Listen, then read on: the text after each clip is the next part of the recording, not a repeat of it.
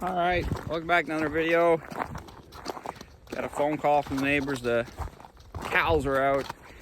Sure enough, we had 8 or 9 bulls out on the road.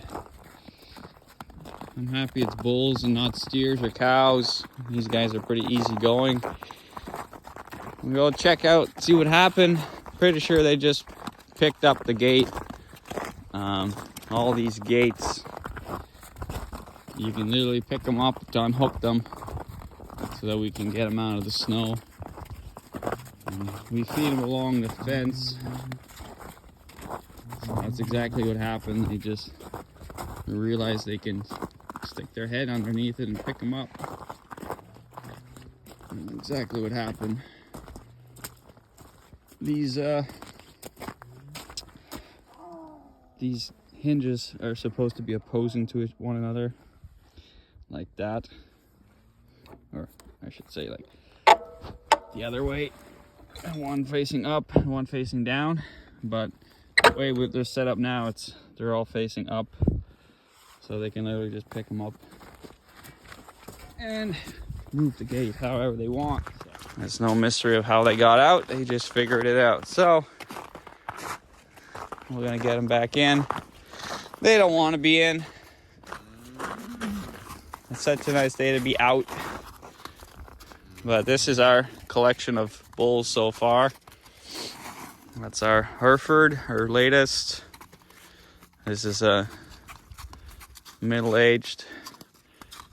We bought a lot of these bulls. We bought around the same time, so they're a couple years apart. But then we got our 2-year-olds that are from our herd. These are one of the other ones. We might just put a ring around his bag and put him in the barn. He's a little too friendly. All right, let's go inside. Come on, let's go. Let's go, come on. So I gotta make sure they don't go down this way, but I still gotta go around to put them back in. And they're not exactly wanting to do that, so it's gonna have to wait for them to just make up their mind. Let's go, guys, come on. Up, move it. Let's go, hey, let's go. Just kind of work them like that. A lot of leg for this guy, and we don't know. Depending on the calves they make, but he's got a lot of leg. Compared to the black one right next to him, you can see the body or the frame size. He's probably a couple inches taller too. But I mean, depends on their calves. All right, get the rest in. This is our oldest and biggest bull. He's coming around 6 or 7 years old now. He's blown out 2 hips on 2 cows a year apart. I don't know why we still got him, but I think he's about going for meat. It's a smaller cow, and just the way he rode her out on pasture, unfortunately, wrecked her. And she did not recover. She got the old 30-30, unfortunately, but we're gonna have to grind some of these. All right, so up next, the bulls are all in, by the way. Next thing we want to do is we want to take 10 of preferably the biggest steers, like these 2 guys. We need 10 of them out of this group of 88. We want to take them home and finish them. Start finishing them a lot quicker than we are now. So feeding them the grain and all the other stuff we can give them so they can put the pounds on faster. We're just in dire need of beef, and we're nowhere near having any finished cattle. So that's what we want to start doing. I'm just gonna walk through.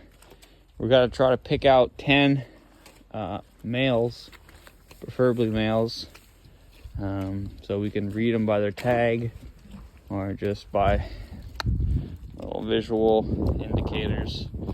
It's a nice sized heifer, but you can usually tell by their face what a bull is, but they always got the stuff going on down there, so you can tell usually. They won't have any nuts, but you can still tell if they're a male or not. It's a little tricky because, well, they're crazy. Well, they're not crazy, but they just got a lot of energy and they like to run. She's a nice heifer, but the guy behind you, my friend, something we would like. Usually they're used to the wire being there, so even without it being there, they're always a little cautious. So that's a nice little steer I'd like to keep. You know, if you could just stay there and wait for the rest to come by, that'd be great. But this, we're talking about 600-700 pounds, maybe around there. I like to say maybe 600. We can always weigh them when we get home. All right, so 9 more. I'm not assuming he's gonna stay there. And I'm not assuming this is gonna be easy, but just gonna poke around, take my time, make sure the cows don't get all squirrely. You can usually tell when they're ready to run, so. These animals are far from wild, but they still have instincts. They still know when to run. They still know what's going on, so they're not completely oblivious. It's always good to walk through every now and again, get them used to everybody. That's why it makes their life a little easier when you have to work with them. So the big boys are usually at the feeder. Oh, he's eating. They usually get first dibs. So after that, they go and lay down. Then you get the little shits, clean it up. It's just a theory. So I got one out in the alley. Oh, we got a big boy here. 86, 85. So because just the way we tag them in the spring, the older ones will have they'll have their numbers and their tag will be filled out properly. The other ones we tagged later on all together, and we have no idea what mother they are. So kind of a good indicator. Like this one is an older one. So usually older ones will be a little bit bigger, but not necessarily.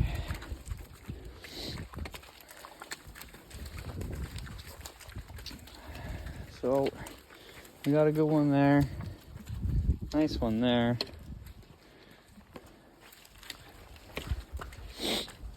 And the blackies too. We'll try to get a couple of those because they do good too. You just don't want no big belly, small headed heifers. You're like you, and you're getting going.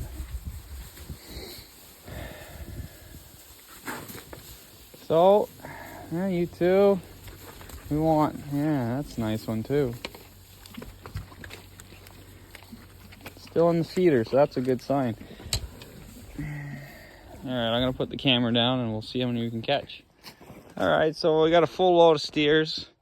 I walked through the pen and I just selected, I said, you come with me, you come with me. Just selected 10 of the biggest ones, started walking, they all followed me. And then I walked through the alley and they followed me to the alley, and I even, I loaded them all by myself, and one of the steers actually helped me close the gate on the tailgate on the cow trailer. So yeah, they're really easy to handle, these cows, so pretty happy with that. Yeah, no, nothing. Now we're rethinking our strategy here. So picking one out at a time doesn't seem to do the trick. So I'm gonna bring them all out, and we're gonna run back whatever we don't want and keep what we want. So yeah, wasn't gonna be that easy. Come on, what do you think? I'm not that good. All right, we managed to catch a load. None of the big ones, just a load. I wanted to be specific, but when you work alone, you just get it done. So that's what we have. Managed to fit, I think, 12 or 13. Not so big. There's a couple big ones. Like, he's nice. He's not. He's tiny. Tiny. Yeah. So we're just gonna sort them out here. Never mind trying to sort them out over there.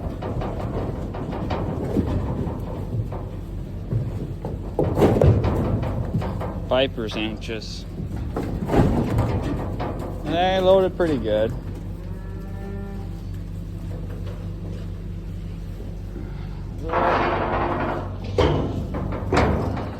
Alright, we're on our second load.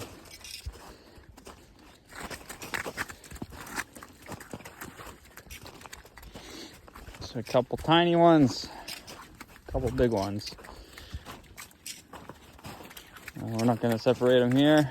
Just going to make a load. 3, 4, 5, 6, 7, 8, 9, 10, 11. One more. 12, 13, 14. Yeah, I got it. Be a big load.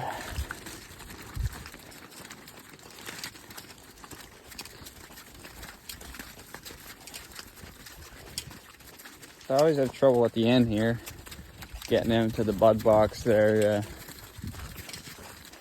Depending on which orientation I put the gates, seems to work a little better. So I got them gates wide open, kind of pointing towards the box. Usually I open them the other way. I kind of get stuck in that triangle though sometimes behind the gate. But here too, for their view, they can't really see much depth, so they can see just all metal gates really in front of them, because the two side gates we close for the bud box are the same as the gates at the end. So if you look at it from that point of view, it's a little tricky to actually see it, especially if you can't see depth very well. But this seems to work a little bit better. But now I don't have enough of the box to close, so they should really be back the other way. I was hoping this would work a little better. Alright, so we'll try it with the gates open like that now. I open them as wide as possible, but this little area, they always get in there. That should work a little bit better. They just ran in there. And this guy just jumped the fence. I was gonna let him out. He didn't want to come with the rest of us. He was number 13 or 14.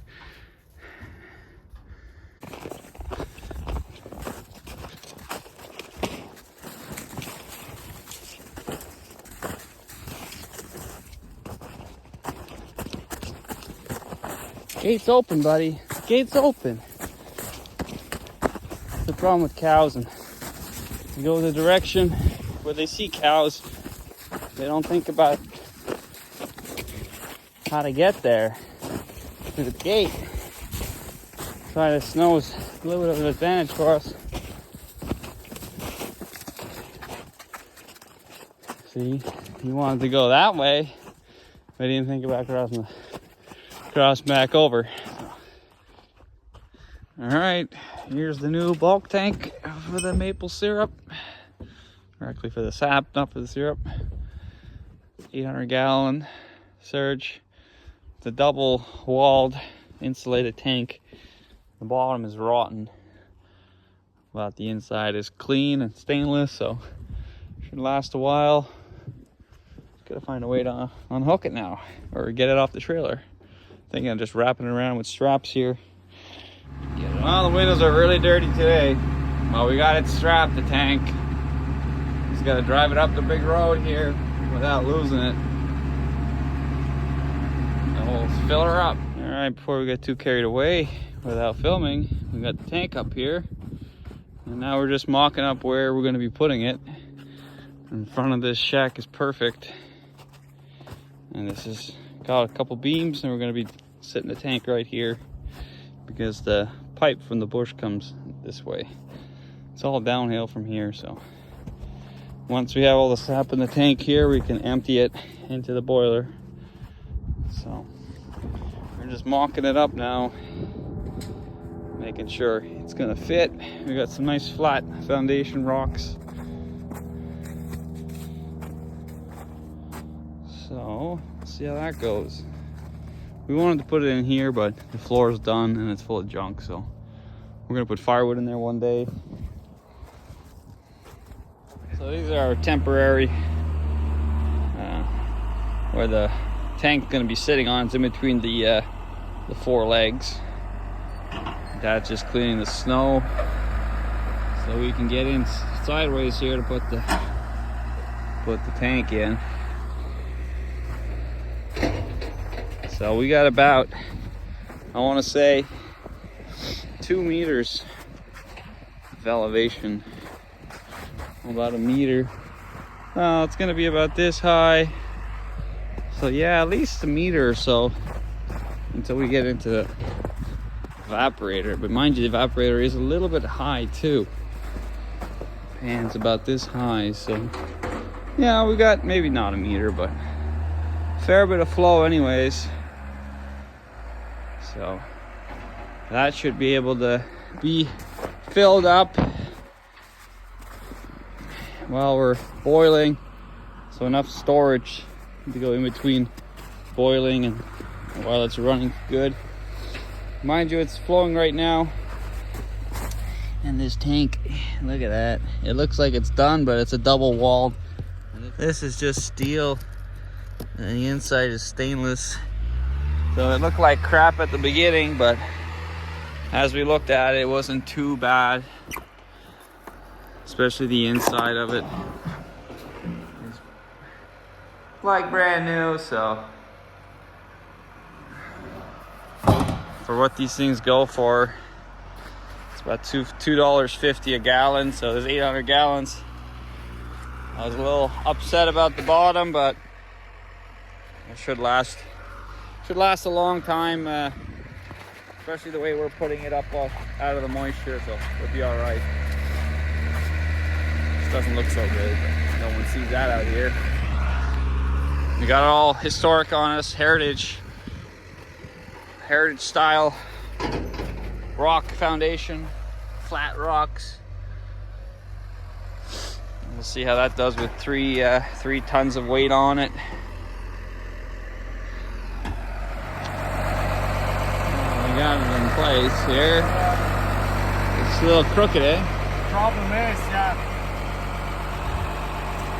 Heavy. You want to twist it, eh? Yeah, put it on one side of the... You want to turn the whole thing? No, well, the thing is, we're going to have to sit on the straps. Oh. So we have to put something so we can take the straps out and relocate them and then pull them out.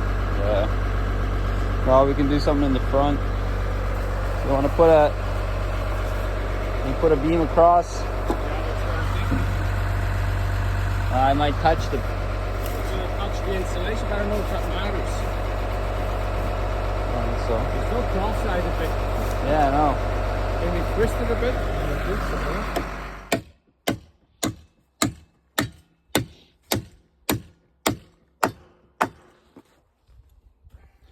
Okay, we can do the back end, I guess. Something in the back?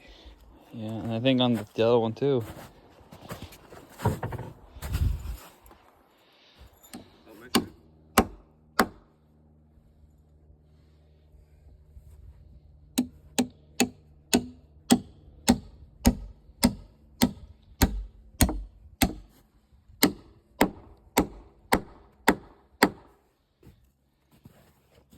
Nice. too bad.